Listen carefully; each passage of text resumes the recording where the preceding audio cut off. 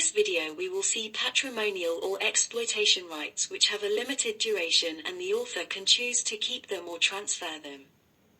If transferring them, the author must do so in writing either by assigning them or by selling them exclusively or non-exclusively. Thus they may lead to economic benefits, so the author is compensated for the intellectual work and the contribution to human knowledge. Copyright, literally right to copy, is the Anglo-Saxon formula for the exploitation rights of a work. The copyright symbol associated with a name indicates ownership of the exploitation rights. Sometimes it is accompanied by the all rights reserved phrase.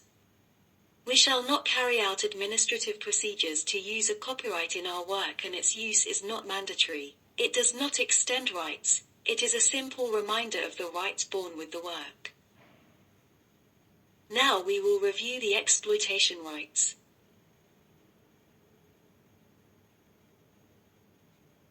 First we have the right of reproduction, the fixation of the work on a medium and the obtaining of copies. Often linked to this right we have the right to distribute the original or copies, whether for sale, rent or loan. An example of both rights is when the author of a book transfers reproduction and distribution rights to a publisher to make copies of a book and distribute them to bookstores.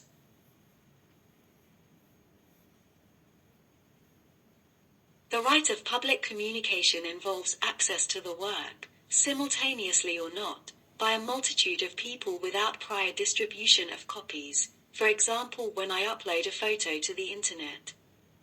You have another example in your doctoral thesis, which will end up being published in two repositories, the DDD, UAB Digital Repository of Documents, and the TDX, acronym for Online Doctoral Theses, and you will have to transfer the right of public communication, non-exclusive, to the UAB.